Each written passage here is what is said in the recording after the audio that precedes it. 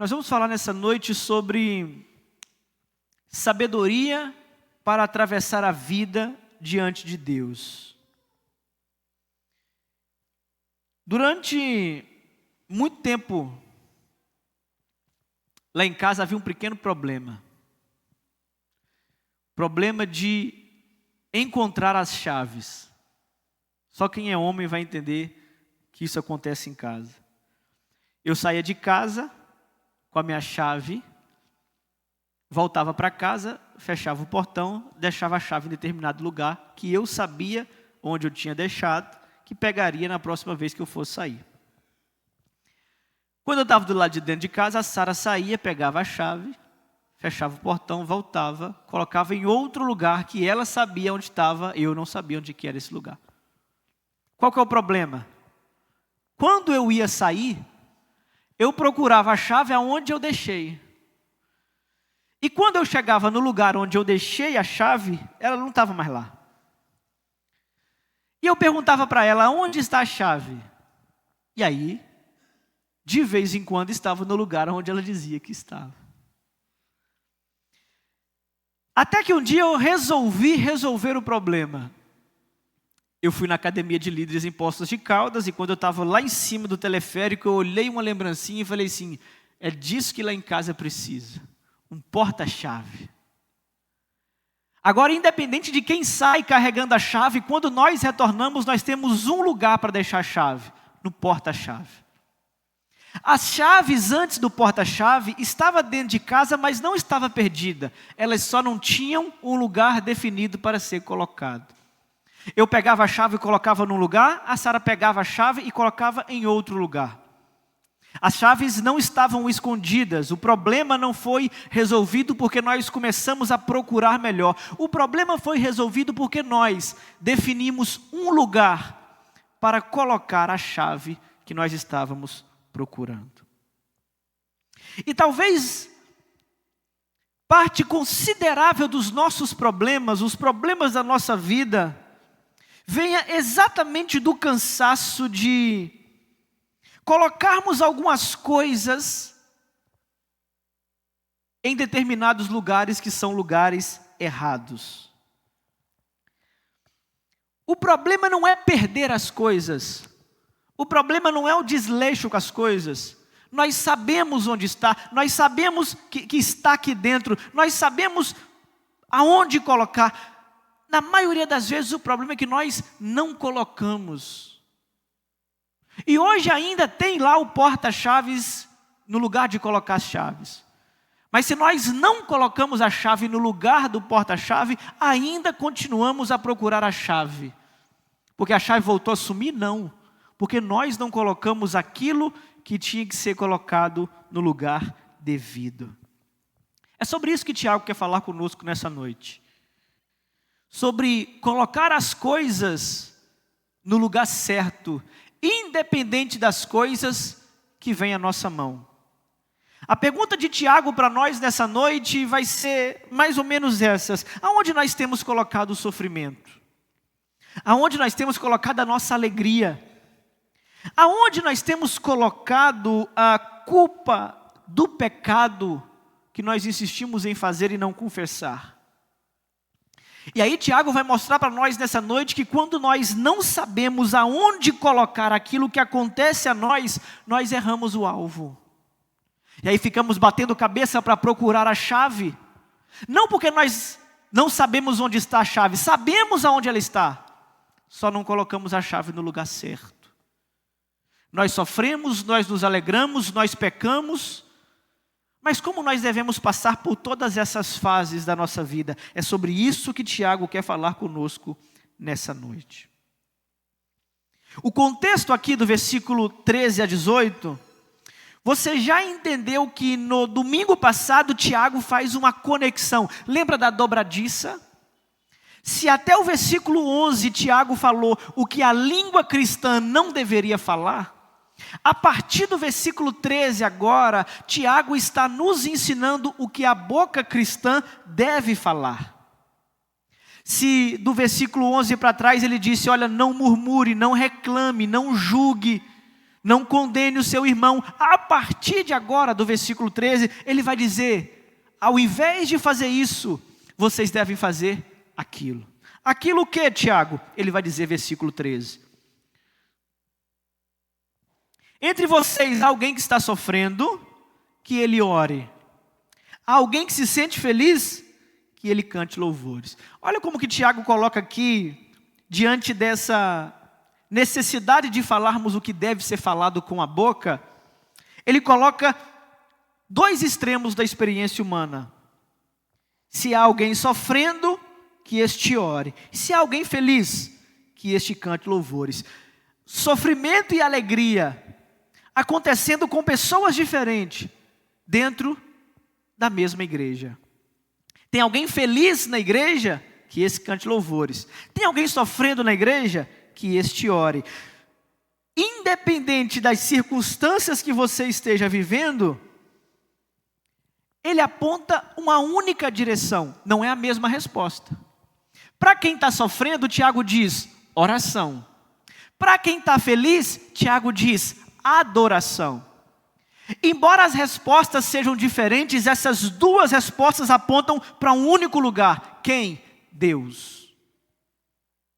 É sobre exatamente isso que Tiago quer falar conosco nessa noite, independente das circunstâncias que nós estivermos passando, das fases da vida, dos altos e baixos, nós só temos um lugar aonde nós devemos colocar toda a experiência pela qual nós passamos nessa vida, devemos colocar diante de Deus. No sofrimento, oração. Olha que interessante. Tiago, ele não manda aquele que está sofrendo negar a sua dor. Olha, se você está sofrendo, minha irmã, chore em casa, mas não chore na frente das pessoas. Não é isso que Tiago diz. Tiago não está encorajando os crentes a demonstrarem que são super crentes e não demonstrar fraqueza. Não é isso que Tiago está dizendo. Tiago está dizendo, se há alguém sofrendo, que ele ore. A oração deve ser a resposta daquele que está passando por um período de sofrimento. E aí, que tipo de oração nós fazemos quando nós estamos em momentos de dificuldade? Uma oração de súplica, uma oração de lamento. Nós vimos aqui há 2 domingos atrás como que Jó enfrentou o momento de sua dificuldade lamentando. A Bíblia não proíbe lamentar. A Bíblia não proíbe questionar, fazer perguntas por causa do sofrimento que nós passamos. O que a Bíblia proíbe é nós colocarmos esse sofrimento no lugar errado. Se há alguém sofrendo entre vocês, que este ore. Não é falta de fé confessarmos que nós estamos passando por um momento de sofrimento. Os salmos foram escritos em momentos de sofrimento. Seres humanos sofrem. E o problema aqui não é que um crente não pode passar pelo sofrimento. O crente passa pelo sofrimento como qualquer outra pessoa. A diferença do crente para aquele que não é crente está em onde o crente passa o seu sofrimento. Aconteceu alguma coisa com você, para quem que você leva esse sofrimento? A carga está pesada para você carregar, quem que você chama para te ajudar a aliviar? As circunstâncias estão fechando as portas diante de você, você olha para o lado e não vê saída, para quem você vai recorrer ajuda? O que Tiago está nos ensinando nessa noite é que quando as portas da vida fecharem diante de nós, nós devemos levantar os nossos olhos e olhar para a janela do céu, porque lá há um Deus que ouve o nosso lamento. Ore o que você está sentindo. Ore os lamentos que você tem no coração. Ore as dúvidas que você tem o tempo todo na sua mente e você não tem coragem de verbalizar. Deus já sabe o que você está pensando. E é justamente por causa desses lamentos, desses sofrimentos, que nós precisamos levá-lo diante de Deus. Porque quando nós levamos o sofrimento para Deus, nós estamos fazendo uma confissão para Deus. Senhor, eu não sei porque eu estou sofrendo. Eu não sei porque eu estou passando por isso. Eu não sei o que o Senhor quer tirar de mim enquanto eu passo por isso. Mas tem uma coisa que eu sei. É que sozinho eu não consigo. Por isso eu me coloco diante do Senhor. Há alguém sofrendo entre vocês, que ele ore. Mesmo sem compreender a justificativa do sofrimento, entregue a Deus em oração. Mesmo sem saber por que ele está passando pelaquela situação, confie em Deus de todo o seu coração. Porque o sofrimento também deve ser vivido na presença de Deus. Só que tem uma coisa: o sofrimento por si só não aproxima ninguém de Deus. O sofrimento ele tem esse poder de aproximar a pessoa de Deus, mas também tem o poder de afastar a pessoa de Deus. A diferença está em como nós reagimos diante do sofrimento. O mesmo sofrimento que quebra corações, o mesmo sofrimento que quebranta as pessoas, o mesmo sofrimento que mói e arrasta a pessoa para diante de Deus, é o sofrimento que endurece o coração de alguns. Durante o mesmo sofrimento, aqueles que são capazes de abrir o seu coração e dizer: Deus, eu não suporto passar por isso sem o Senhor, é o mesmo sofrimento que é capaz de fazer alguns fecharem o coração para Deus e dizer: se Deus fosse bom, eu não teria passado por isso. A diferença não está no sofrimento, porque sofre o justo e sofre o ímpio. A diferença está em como nós passamos esse sofrimento. Tiago está deixando para nós a senha: se há alguém sofrendo entre vocês, leve a Deus em oração. Porque o sofrimento não amadurece ninguém. O sofrimento não salva ninguém. O sofrimento por si só não é capaz de deixar alguém mais humilde. Mas é como nós lidamos com o sofrimento que isso determinará se nós continuaremos na presença de Deus ou se isso nos afastará. Tiago vai dizer assim: se há alguém feliz no meio de vocês, cante louvores. Da mesma forma como o sofrimento tem um alto poder de atrair a pessoa quando sofre, ela busca a Deus, quando as coisas apertam, ela corre para Deus. No sofrimento tem mais gente que busca a Deus do que se afasta. Mas na mesma proporção em que as pessoas se aproximam de Deus, quando tudo se aperta, elas se afastam quando as coisas ficam do jeito que elas queriam. Se há alguém entre vocês que está sofrendo, ore. E se há alguém feliz, cante louvores. Porque a alegria também tem um alto potencial de nos tornar autossuficiente. E nós acharmos que agora nós não precisamos de Deus mais. Porque nós precisávamos quando estava sofrendo. Nós precisávamos quando só dependíamos de um milagre. Nós precisávamos de Deus quando todos os nossos recursos se esgotaram e só a intervenção divina poderia resolver o seu problema. Então você era crente. Você orava como nunca, lia a Bíblia como nunca, você frequentava, servia, se aproximou dele como nunca. E isso deu resultado. Sua vida espiritual foi lá em cima, as demais áreas da vida foram lá em cima, e agora que tudo ficou bem, o que você fez? Foi embora.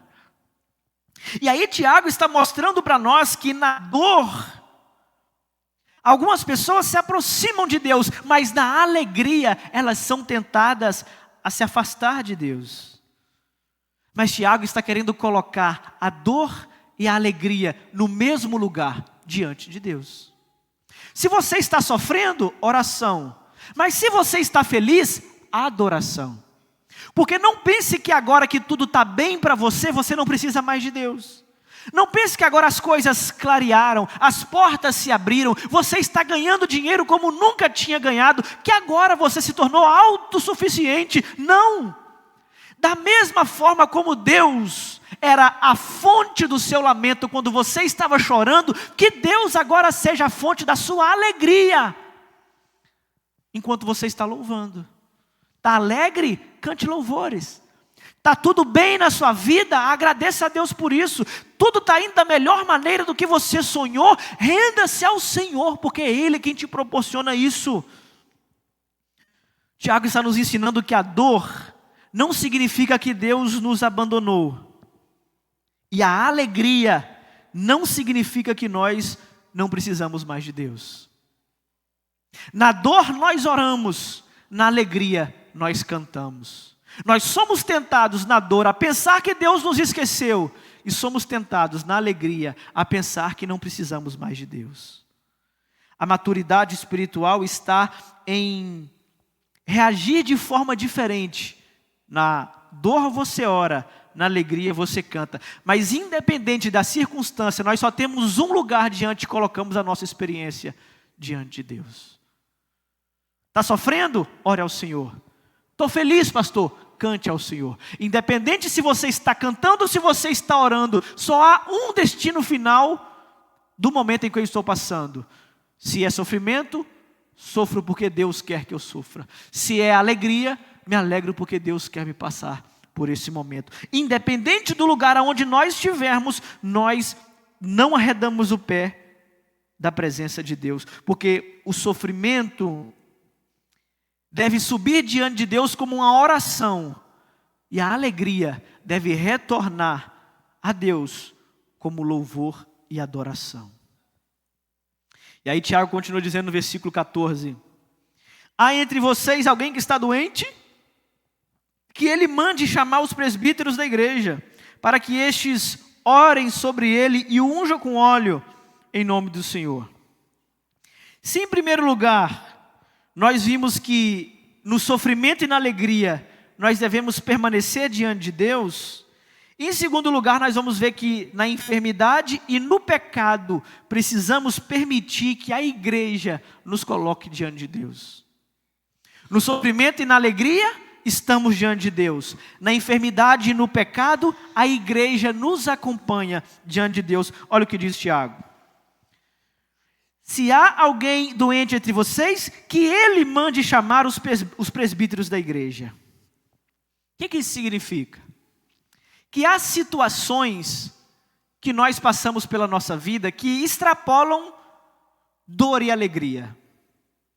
Há situações de enfermidade, há situações de doença, há situações que nós não fomos chamados para passar sozinho. E a enfermidade é uma delas. A doença tem a tendência de nos isolar.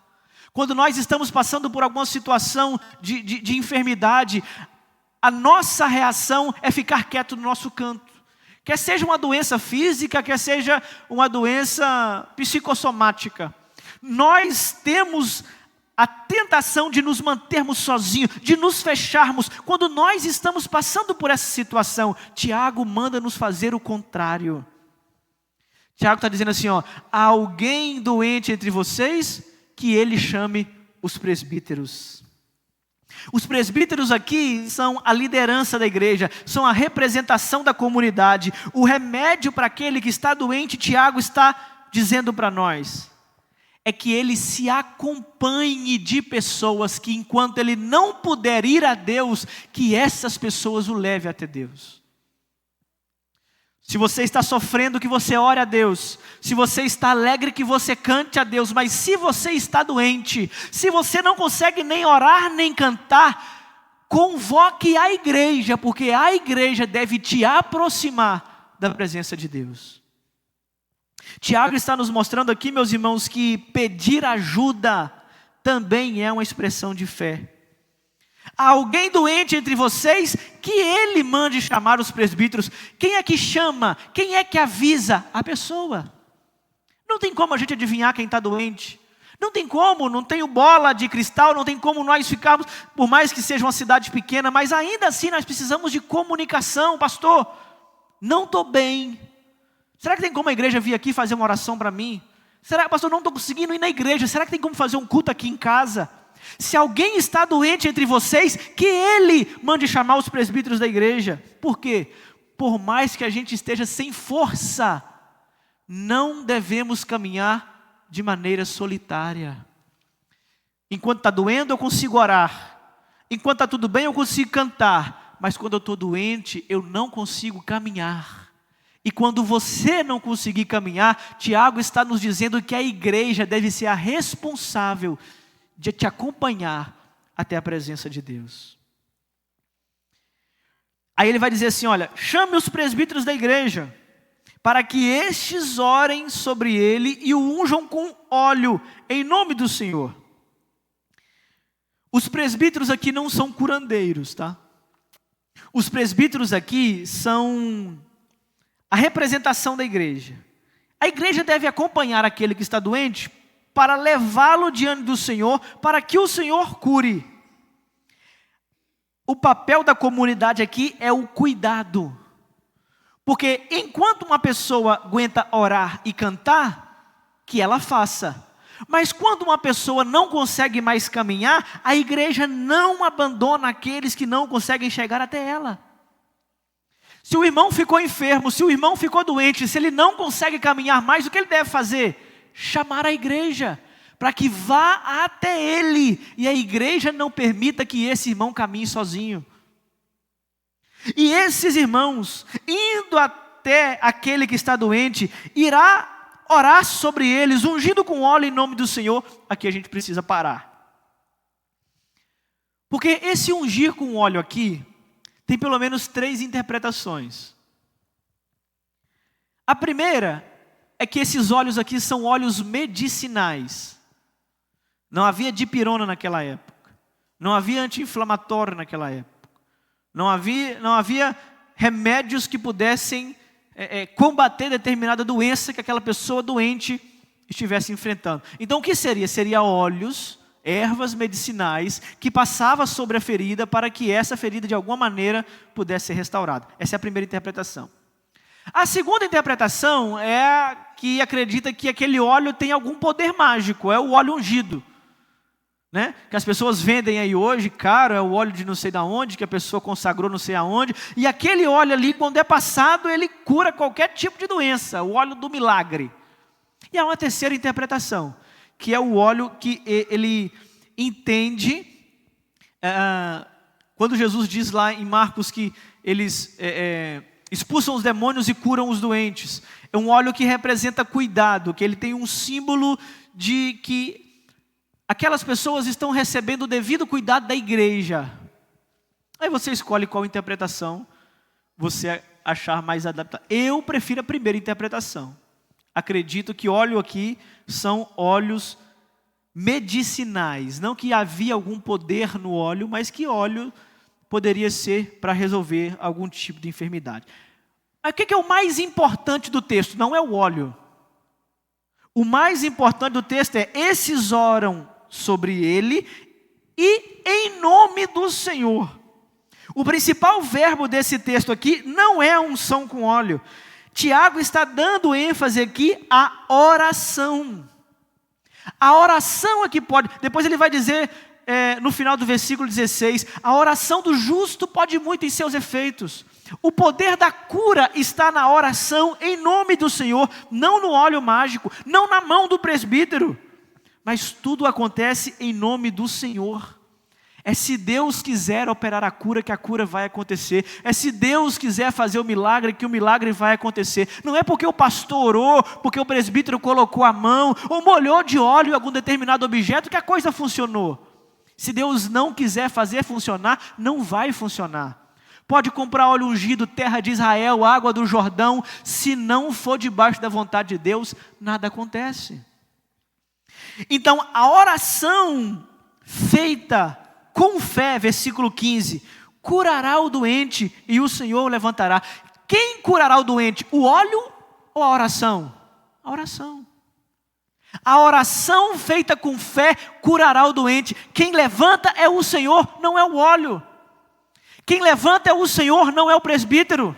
Quem levanta é o Senhor, não é aquele que ficou no monte 7 dias, 7 noites, veio de lá poderoso, colocou a mão sobre a pessoa ficou curada. Então vamos lá no hospital, tem um monte para você colocar a mão. Não é. Não há nenhum presbítero, pastor poderoso que saia curando as pessoas. Aonde estavam esses pastores? No meio da Covid. Pessoas, não, fulano tem poder de cura, né? Aí vende a toalhinha do suor do apóstolo, porque o apóstolo, aonde encostar, cura tudo. Por que esses caras não estavam nos hospitais? Por que essa galera não estava, em vez de vender a toalha, dar a toalha de graça para todo mundo? Se é só suor. Nós não acreditamos nessas coisas, nós não acreditamos nesse misticismo, nós acreditamos no poder da oração. E é Deus, através da oração, que faz aquilo que Ele quiser. É interessante aqui que a oração não é a forma que nós manipulamos Deus para fazer aquilo que nós queremos. O texto continua dizendo assim, ó, o Senhor o levantará. A oração é a maneira como nós acessamos a vontade de Deus. Não para que a vontade dele se torne a nossa vontade, mas para que a nossa vontade se torne a vontade dele. Deu para pegar e eu confundiu. Ninguém vai diante de Deus orando, pedindo para que Deus faça a vontade dele, a minha vontade. A minha vontade não é esse o objetivo da oração. Senhor, faz aquilo que eu quero. Não é para isso que serve a oração. A oração serve para que eu me adeque, para que Deus faça a vontade dele e a vontade dele entre no meu coração. Porque tem gente achando que dá para colocar Deus contra a parede. Olha, se você fizer isso aqui, Deus fica obrigado a te abençoar. Nós não obrigamos Deus a nada. E quando nós oramos a Ele, nós apresentamos aquilo que nós queremos. Não é pecado dizer o que você quer. Mas você sempre precisa terminar a oração reconhecendo, Senhor, que não seja feita a minha vontade, mas que seja feita a tua. Porque a oração não é a forma que nós manipulamos Deus. A oração é a forma que nós nos adequamos, descobrimos e aceitamos a vontade de Deus. O texto continua dizendo, a oração feita com fé curará o doente, o Senhor o levantará. E se houver cometido pecados, ele será perdoado. Há um parêntese que Tiago está colocando para nós aqui. Ele não está dizendo que toda doença é consequência direta de um pecado. Não é esse irmão que está doente, ele pecou e o presbítero tem que chegar lá investigando. Aonde foi que você pecou para você ter essa doença? Não é isso que Tiago está dizendo. Tiago está dizendo que se houver enfermidade, ore pela cura. Se houver algum pecado, apresente a possibilidade do perdão. O mesmo Senhor que levanta o corpo do enfermo é aquele que restaura a consciência do ferido. Está doente, meu irmão? Iremos orar por você. Está em pecado? Iremos te apresentar a confissão, o arrependimento e o perdão. Nós não devemos chegar julgando ou acusando por que a pessoa está passando por isso. Senão nós somos igual aos amigos de Jó. Você só pode estar em pecado por estar passando pelo que está passando. Mas nem toda enfermidade é consequência direta de algum pecado. Tiago vai dizer, se houver cometido pecados, ele será perdoado. Versículo 16, então confessem os seus pecados uns pelos outros e orem uns pelos outros para que vocês sejam curados. A oração, a confissão não deve partir somente daquele que está enfermo. Aqui há uma confissão recíproca.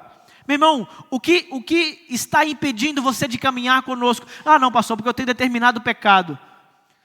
Então, meu irmão, não é por causa desse pecado que você tem que estar fora da igreja. Eu também tenho pecado e eu te confesso o meu pecado. Por quê? Porque eu, como pastor, tendo pecado, há lugar para mim diante de Deus, mas também há lugar para você. Portanto, meus irmãos, confessem uns aos outros os seus pecados. Aqui não é uma ação de confessionário. Vou levar os meus pecados para o pastor para eu ser perdoado. Pastor não é sacerdote. Todos nós somos sacerdotes em Cristo Jesus. Não precisa do pastor pegar o seu problema e levar diante de Deus, receber de Deus, trazer para você. Você tem livre acesso. A questão aqui é a mutualidade. Pastor, eu tenho um pecado. Pois confesse, meu irmão, porque na confissão está o primeiro passo para o arrependimento. Reconhecer que aquilo que você faz de mal é errado é o primeiro passo para ser curado disso. Se você acha que o mal que você faz não é pecado, não há remédio para aquele que não acha que está doente. Não, isso aqui não é nada não. Então o que eu posso fazer? Não, esse comportamento meu aqui é minha natureza. Não, isso veio desde meu pai, da minha mãe, dos meus avós. Você acha que é natural, então não tem perdão para você. Não tem perdão porque você nem sabe que isso é um pecado. Primeiro você reconhece, pastor, eu tenho pecado. Pois confesse.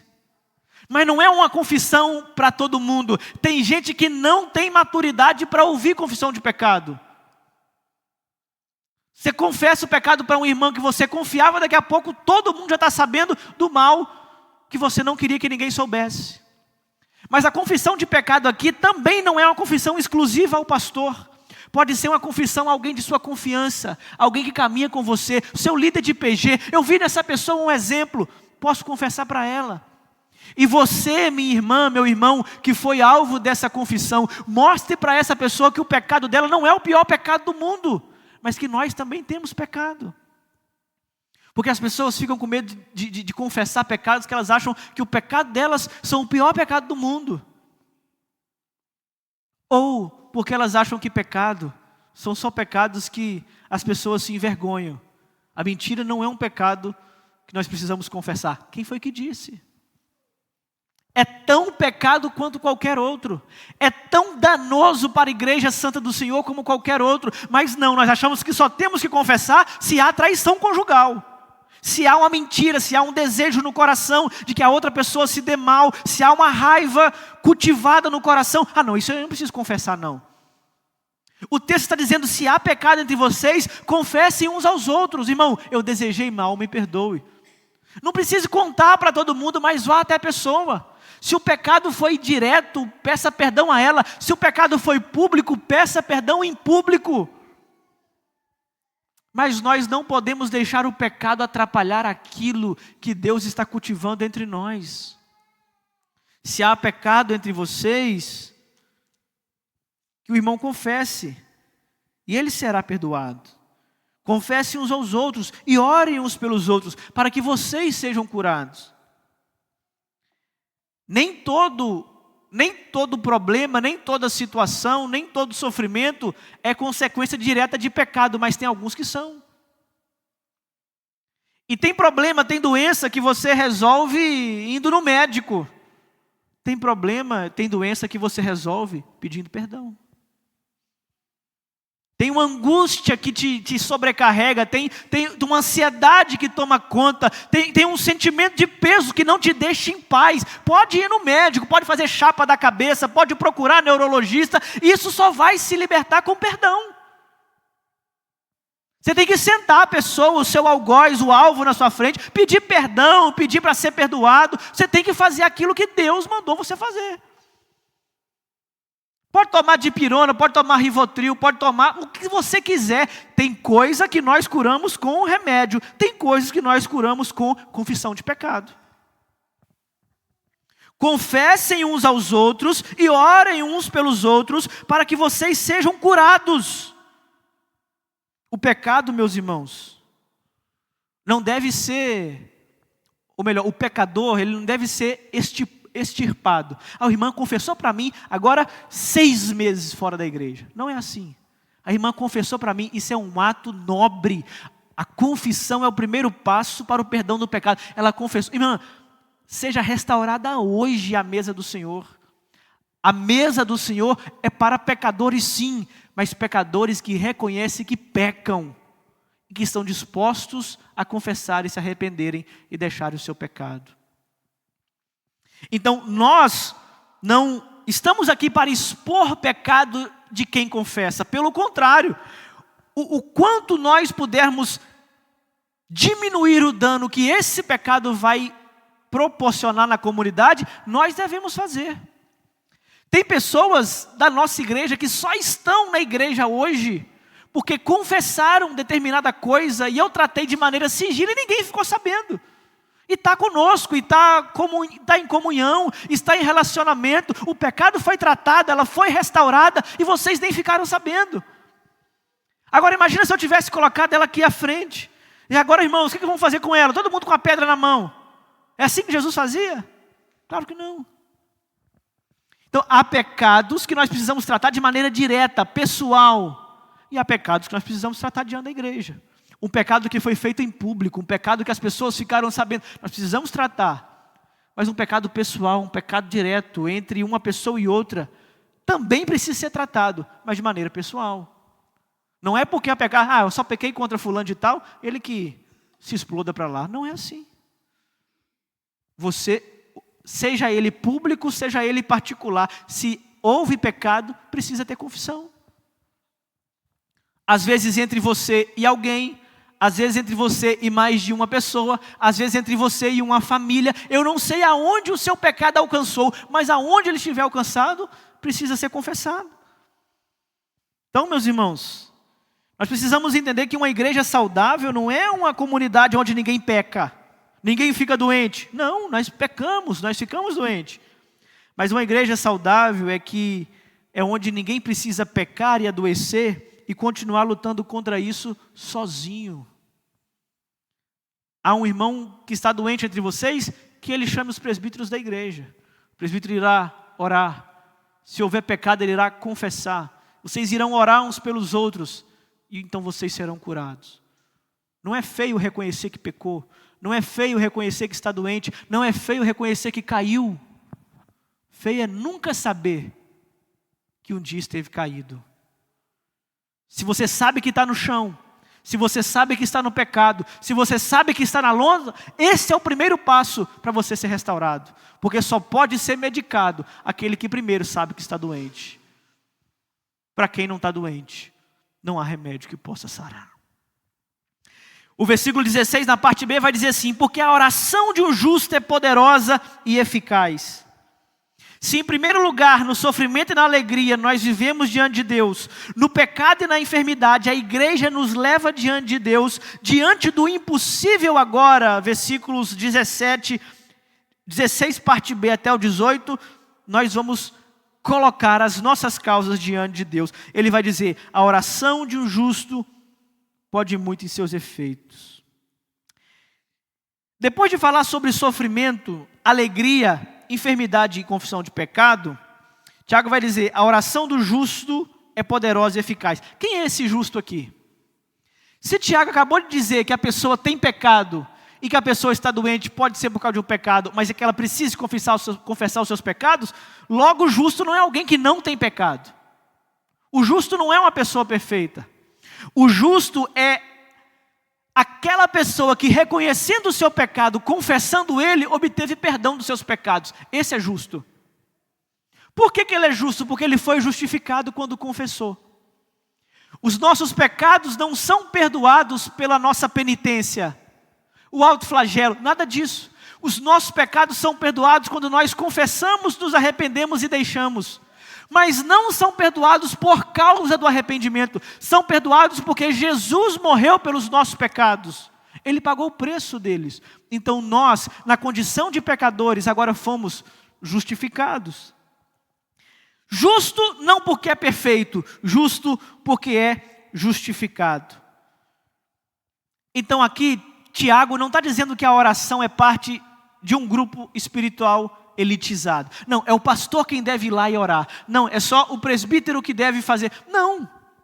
Qualquer um que reconheça que tem pecado, confesse o seu pecado, se arrepende e deixa, e entende que foi perdoado, essa pessoa diante de Deus é justa.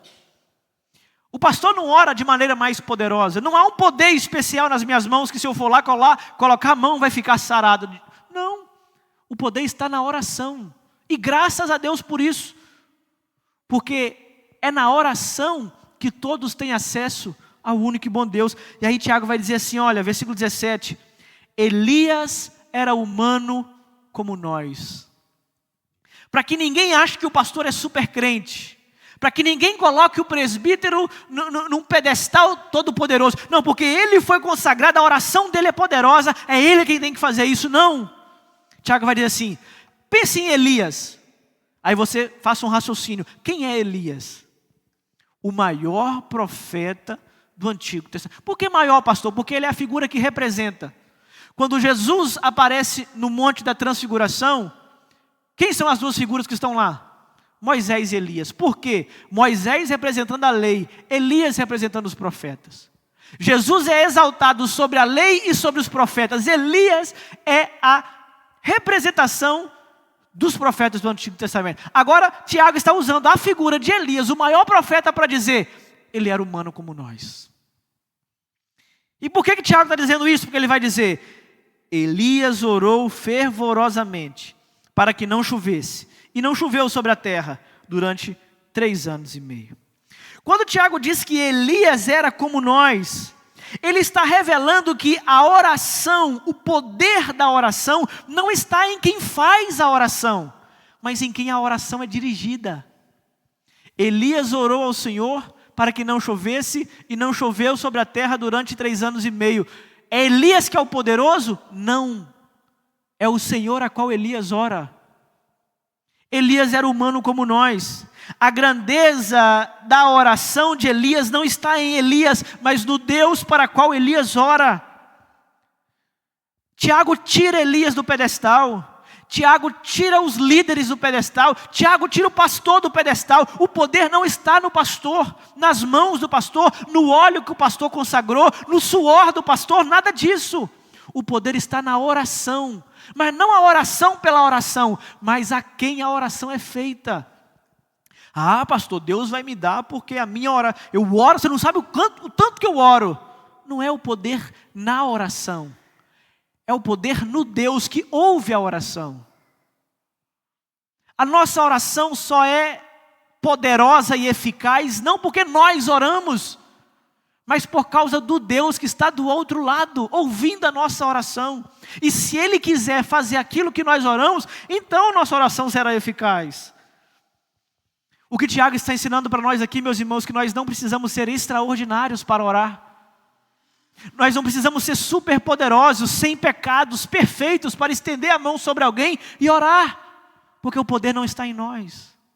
O poder não está no quanto que eu oro, no quanto que eu jejuo, no quanto que eu me consagro. O poder não está no pastor que separa a sua vida para dedicar a obra. O poder está na oração e principalmente no Deus a qual nós oramos. Nós não precisamos ser seres extraordinários para orar.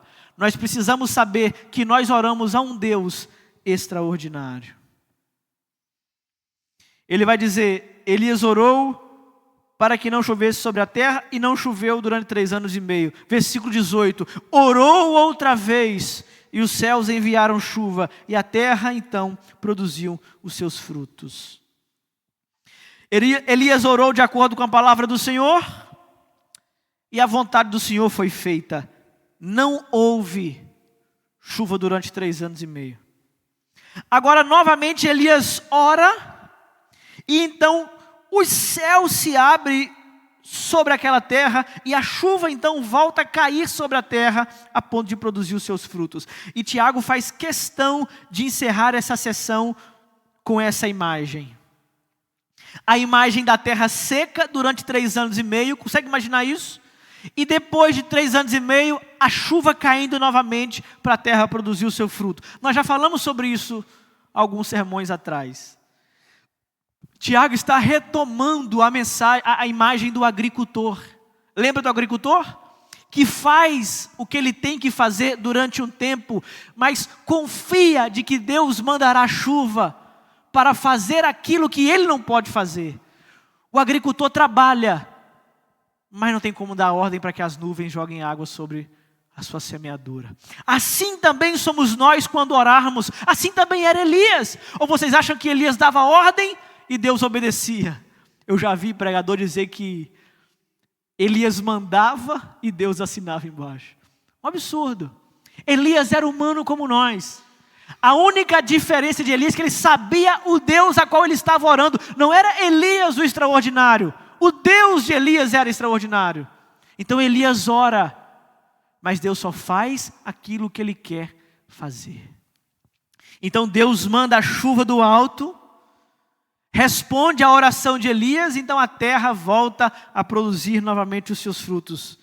Assim somos nós. Nós não oramos para nós controlarmos a criação. Senhor, eu preciso da chuva. Não tem dança da chuva.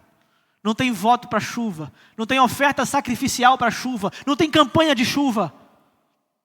Só tem a boa e velha oração ao Deus que manda e desmanda chuva.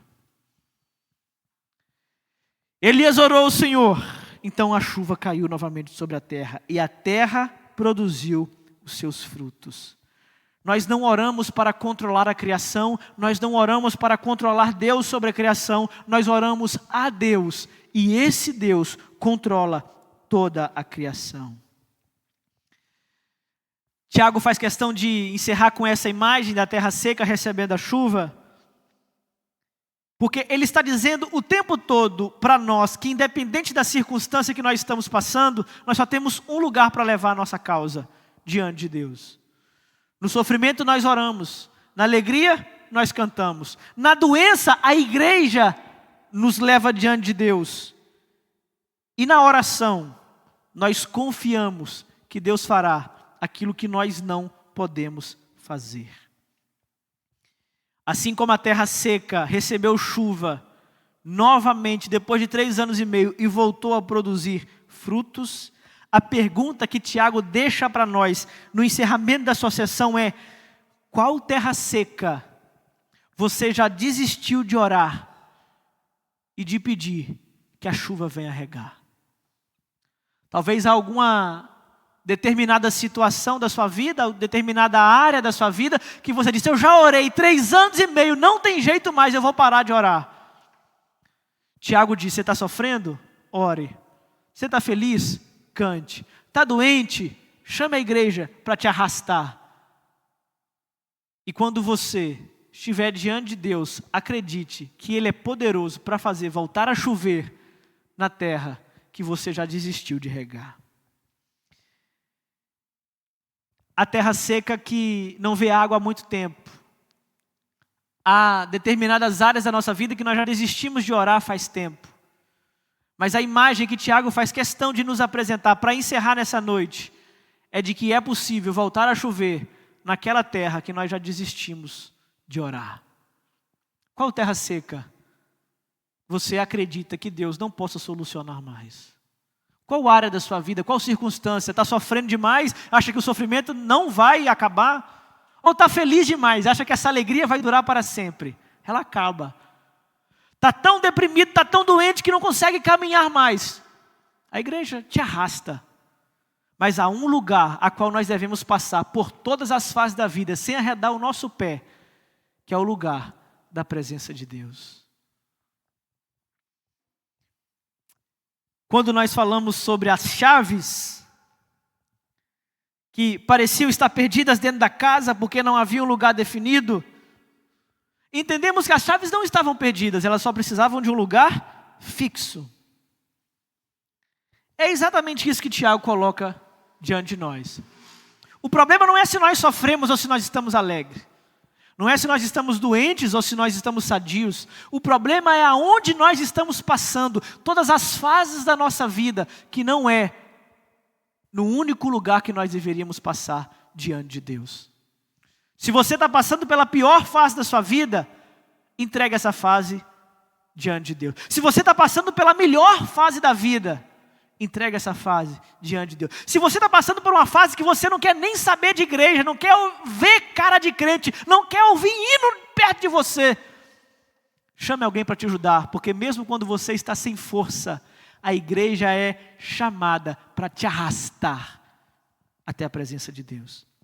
E nesse lugar da dor e da alegria, da doença e da saúde, no local, diante de Deus, a qual nós fazemos a oração, nós precisamos confiar que aquilo que nós não podemos fazer, Deus fará em nosso lugar. Não porque a oração manipula Deus, não porque a oração do pastor que é poderosa, não porque eu orei com óleo ungido que vai resolver o problema, não, mas por causa de a quem nós oramos. Não é porque nós oramos tantas horas da madrugada, oramos insistentemente tantas vezes, não é pela quantidade de vezes que nós oramos, mas é pelo Deus a quem nós oramos, e Ele fazendo o que Ele quer, dentro do seu plano. Pode ser que nós estejamos de acordo com a sua vontade, pode ser que nós não estejamos de acordo com a sua vontade, mas a questão é, diante da dor, diante do sofrimento, diante da alegria, diante da doença, enquanto nós passarmos e atravessarmos por todas as situações dessa vida, só há um lugar aonde nós devemos colocar todas as nossas experiências: diante de Deus e da sua presença. E eu encerro perguntando para você nessa noite: qual área da sua vida ainda você não colocou no lugar em que deveria colocar? Pega a chave hoje e não deixa onde você acha que é o melhor lugar para deixar.